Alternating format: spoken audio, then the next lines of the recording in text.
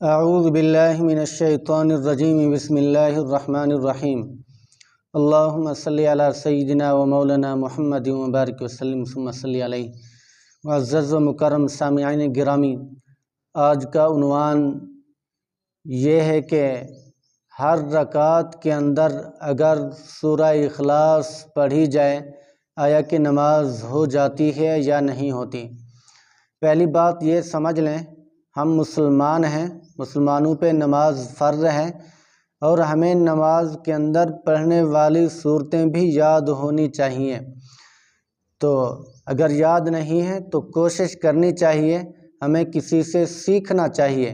اگر نہیں سیکھیں گے تو ہم گناہ گار ہوں گے، اللہ تبارک و تعالیٰ کے ہاں ہم مجرم ٹھہرے ہوں گے۔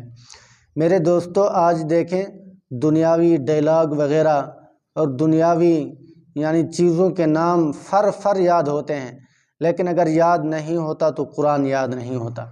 اگر ہم غافل ہیں، ہمارے ذہن نہیں چلتے تو قرآن کی تعلیمات پر اور قرآن کی آیات پر نہیں چلتے، حالانکہ ایسا نہیں ہونا چاہیے۔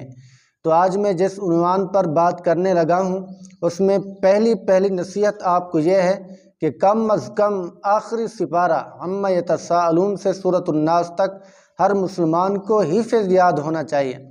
اگر اتنا بھی نہیں کر سکتے تو کم از کم آدھا پارہ تو یاد ہونا چاہیے، یا اتنا بھی نہیں یاد ہو سکتا تو کم از کم 10 صورتیں ہمیں یاد ہونی چاہیے، تاکہ ہماری نمازیں درست ہو جائیں، ہمارے نمازوں کے اندر تلاوتیں ٹھیک پڑھنی آ جائیں۔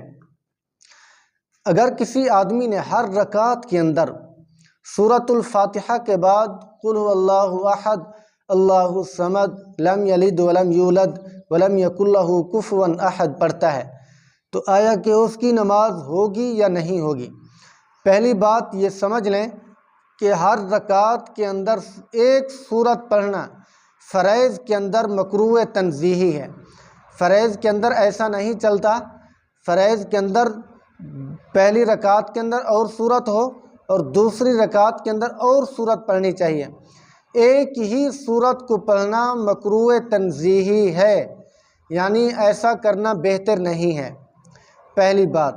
دوسری بات یہ ہے، اگر کسی نے ایسا کر لیا تو بطور مجبوری کے نماز تو ہو جائے گی، نماز تو درست ہو جائے گی، لیکن اگلی صورتیں اس کے لیے یاد کرنا لازم ہو جائیں گی۔ اگلی صورتیں اس کو زبانی یاد کرنا، پڑھنا فرض اور واجب کے درجے میں ہو جائیں گی۔ اگر اور کوئی صورت یاد نہیں کرتا، کوئی صورت نہیں پڑھتا تو یہ گناہ گار ہوگا، تو اس کے لیے یہ ایسا کرنا درست نہیں ہے۔ میرے دوستو، نماز اللہ تبارک و تعالیٰ کی اہم ترین عبادت ہے۔ ہمیں نماز ایسے پڑھنی چاہیے جیسے حضور صلی اللہ علیہ وسلم نے اس کا طریقہ کار بتایا ہے۔ اس کے طریقے کے خلاف اگر پڑھیں گے تو ہماری نمازیں درست نہیں ہوں گی، ہماری نمازیں مکمل طور پر ٹھیک نہیں ہوں گی۔ تو آج کا میرا یہی ٹاپک تھا، یہی عنوان تھا۔ اور دوسری بات یہ ہے کہ اکثر لوگ یہ بھی مسئلہ پوچھتے ہیں کہ وتر کے اندر اگر کوئی آدمی کسی کو وتر کے تیسری رکعت کے بعد جو دعائے قنوت ہیں وہ یاد نہیں ہوتی، تو اس کی جگہ کے اوپر کوئی اگر سورت پڑھنا چاہے تو پڑھ سکتا ہے یا نہیں؟ میرے دوستو، بس وہی بات ہے کہ جو نماز میں سورۃ الفاتحہ کے بعد بطور مجبوری کے کوئی اور سورت، ایک سورت ہر رکعت کے اندر پڑھ سکتا ہے، لیکن سیکھنا اس کے لیے ضروری ہے۔ اسی طرح وتر کے اندر بھی، یعنی تیسری رکعت میں اگر اس کو دعائے قنوت یاد نہیں تو بطور مجبوری کے کوئی اور دعا یا کوئی اور سورت پڑھ سکتا ہے، لیکن اس کے لیے دعائے قنوت کا یاد کرنا لازمی اور فرض کے درجے میں ہے۔ اگر دعائے قنوت یاد نہیں کرے گا تو گناہ گار ہوگا۔ اس لیے ان چیزوں پر ہمیں توجہ دینی چاہیے، ان چیزوں کو ہمیں سیکھنا چاہیے۔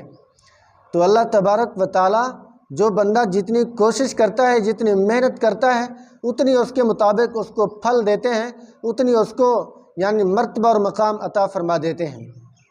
اگر کوئی کاشتکار زمین کاشت کرتا ہے، اس کو اگر کاشت اگانے کا، تیار کرنے کا طریقہ نہیں آتا تو کسی سے پوچھ کر وہ سیکھ جاتا ہے، اس کی عملی پریکٹس کرتا ہے۔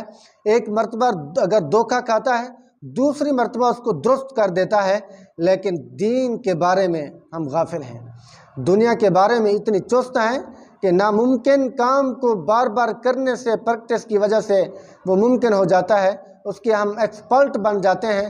لیکن اگر دین کے کچھ مسائل، دین میں اگر اہم ترین عبادت نماز کے بارے میں کچھ پتہ نہیں تو ہمیں سیکھنے کے کوئی ذوق بھی پیدا نہیں ہوتا، ذرا برابر شوق بھی پیدا نہیں ہوتا۔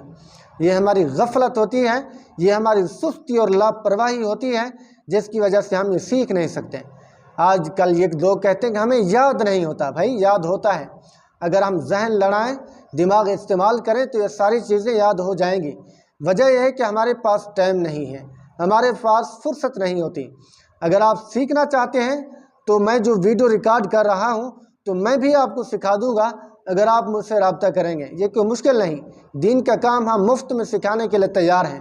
دنیاوی کام ہم پیسوں کے اوپر کرنے کے لیے تیار ہوتے ہیں، پیسوں کے بدلے سیکھتے ہیں، لیکن دینی کام ہم مفت نہیں سیکھتے۔ مفت ہمیں نماز سیکھنے کا کوئی شغف نہیں ہے، یہ ہماری غفلت ہوتی ہے۔